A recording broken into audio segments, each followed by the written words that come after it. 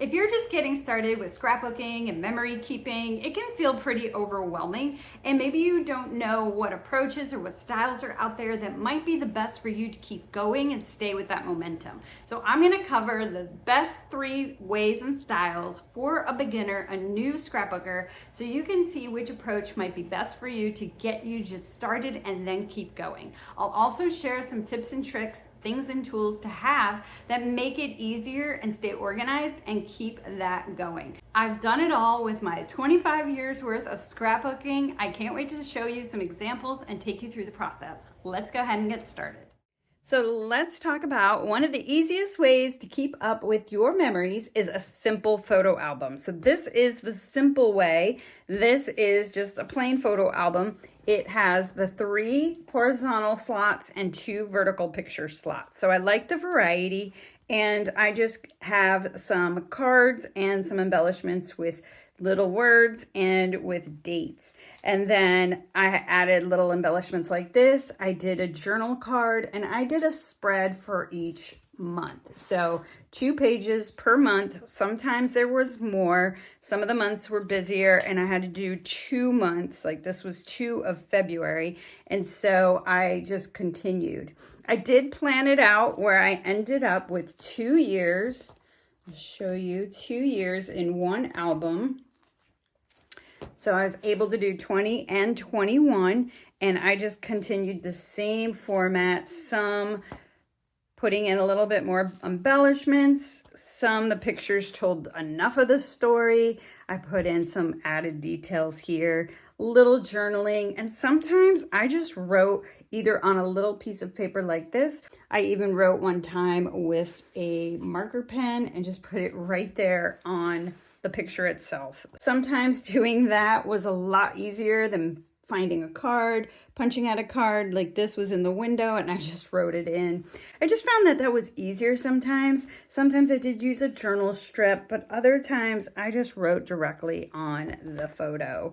So I really liked the different ways. You can tell it's very personalized with these little touches, but it's not a lot. It doesn't require a lot. The thing about this kind of album though, is if you do want to end exactly after the year, so you want to end, that was the end and this is my wrap up page, then you just have to kind of figure out and make sure you have enough pages. I did plan it out and had all my pictures organized before I went ahead and completed the album. That way I ended out right. But you don't have to do that. You can certainly continue your album, and then what you would do, let's say that's mid-year, what you would do is just on your little tag here, just put volume 1, volume 2, and whatever you need to do, and put the months. So that way you know it's a continuation.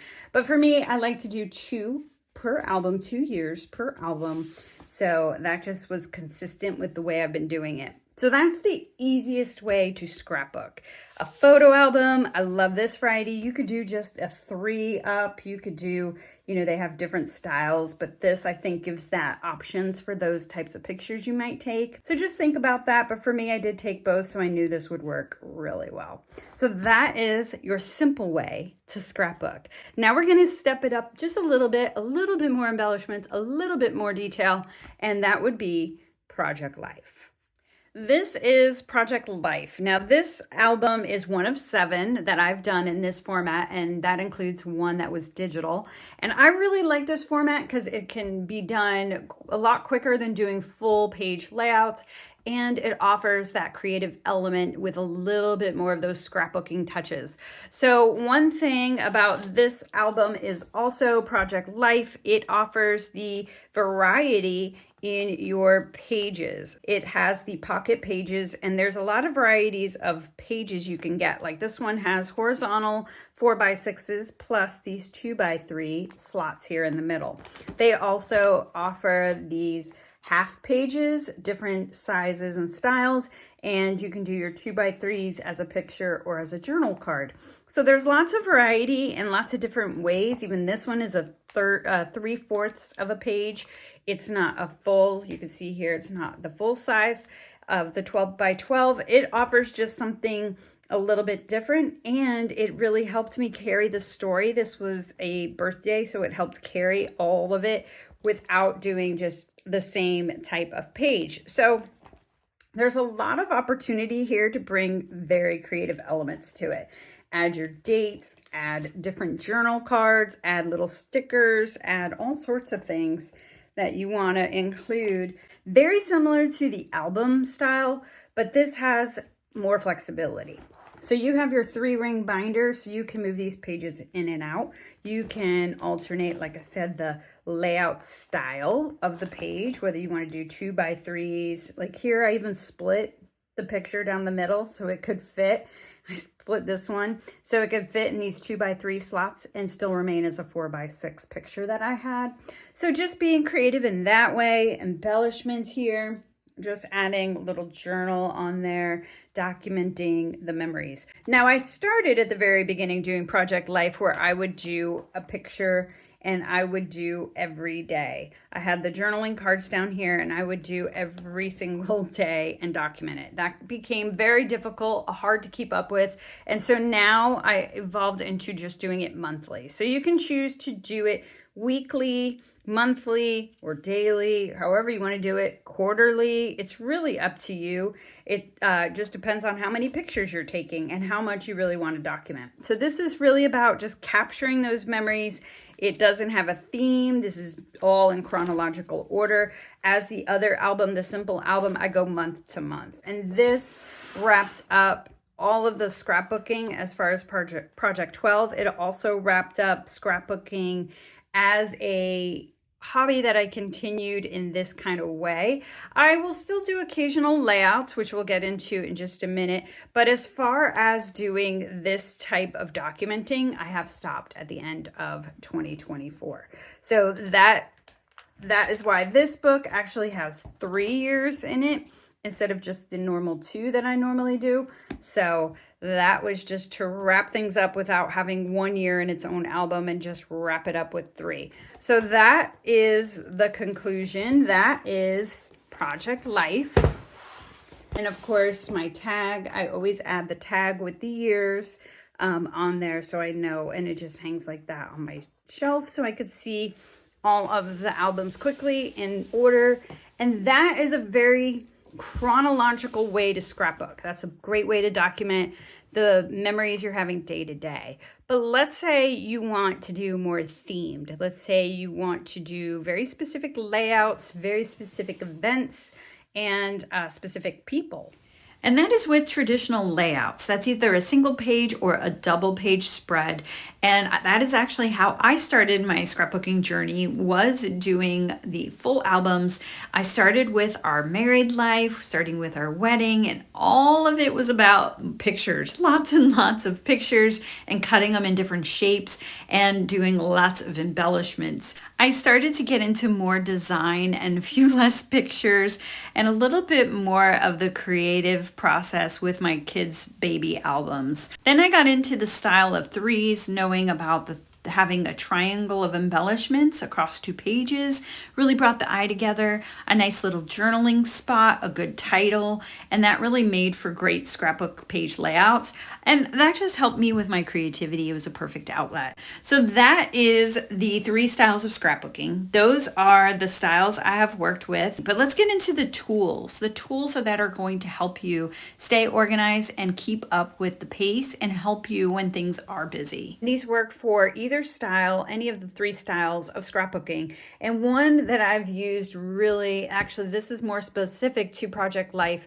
but is a file organizer box. This is a recipe organizer box, and it has the tabs, which you would normally do for the category of your food genre, but I just did it per month, so January through December. And then a couple extra tabs here to file in cold storage, which basically means I'm not going to use it in an album and I'll just put it in a file card box into a photo card box.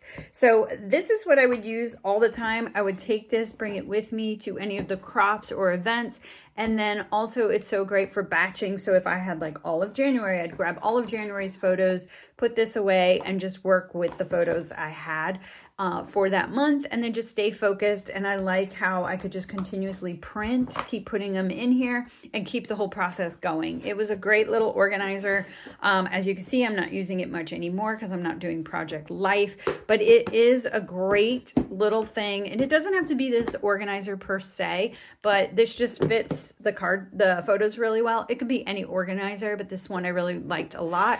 You could also use just another photo album. A 3-up 4x6 would work really well, just what you need. But I turned mine, because of where I am in my process with scrapbooking, I turned mine into an embellishment holder. But this would be, of course, for photos. And I would leave it in here. And what would be great is I would have my themed. So this is perfect for traditional layouts. I would put all the themed pictures all together, take these out, and I would slip them into a page protector. So you can see here, these were pictures that are of my daughter. So you can see there's a theme there, and I want to do a layout about her start of teaching and how it started even before she graduated college. And so I wanted to put that into a layout in her album. So what I do is I just put that into the bag, and that has all of the kit pieces. The next great thing for traditional scrapbooks is actually sketches. Sketches helped me so much, really speed things along, and it prevented you from having to come up with the actual layout design all yourself. Sketches are a fabulous thing. I use them for cards sometimes, but mostly for layouts. And even for the current project I'm working on, which is a school album that I'm doing for others, I came up with a sketch. I picked a sketch, and I'm using the same sketch outline, and I'll show you. This is the sketch I'm using for the school albums I'm currently working on. And all it really did was inspire me, because I'm not actually taking this literal. I'm not putting these pictures in these spots. I'm actually putting the biggest side of the paper on this side, putting this piece over here. But it just inspired me to see, oh, I could use a whole sheet of 12 by 12 paper on a 2-page layout. I could do strips of paper and maybe washi tape and different strips at the bottom. If I wanted to, I could add embellishments here. So really, sketches are great for inspiring. I used to think they were not allowing you to be creative, but that is not the case at all. They really help speed up the process. Let somebody else do that design work for you. So that's why I really love sketches. Another great thing to have that helps you either in your photo album, the simplest way of scrapbooking, or your project life, or even full page layouts. And that would be a core kit. So what this has, this is actually by Project Life. This is by Becky Higgins herself, who is the creator of the Project Life design and the whole premise. And so you can find a lot under her, a lot of products and a lot of different things. But this one specifically is done by her. It's her design, but you can find these by so many other companies and different styles. It offers the cards in horizontal or vertical, so you can have it that way, or different designs, different little pieces. Some have sayings, some have lines, so you can add journaling. And what this is great for is it offers a theme, so everything in your album or the project you're working on is going to match. So you can use this. I have used these kits. You'll see them in that photo album. Pieces of this were in there. You can see that also in my Project Life for sure. And then also I use journal cards. You can see here, I even clipped this one, and I can use that on any page layout. And some of these words you can use on your full out layouts. So a kit is a really great thing. Keeps it in theme. All of the items match. They coordinate together. And it gives you the pieces you need. It offers it in both sizes and design and layout orientation, so vertical or horizontal. They offer variety. But I just love it. You can find these kits all online, all over. I don't know if they offer this one specifically. This is an older one, but they do have plenty of these card kits out there. The other thing for your Project Life projects and your layouts is going to be, you're going to need some sort of variety pack. You're going to need your photo pocket pages. Now, what I would do if I were starting off new, I would only get 2 varieties. I would not get the complete variety pack. It would be a little more challenging to fit your pictures into every orientation, and you're going to probably lean yourself to one way and find out you don't have enough of that one style. So I would get something like this that offers maybe just 2 layout sizes. That's how I started.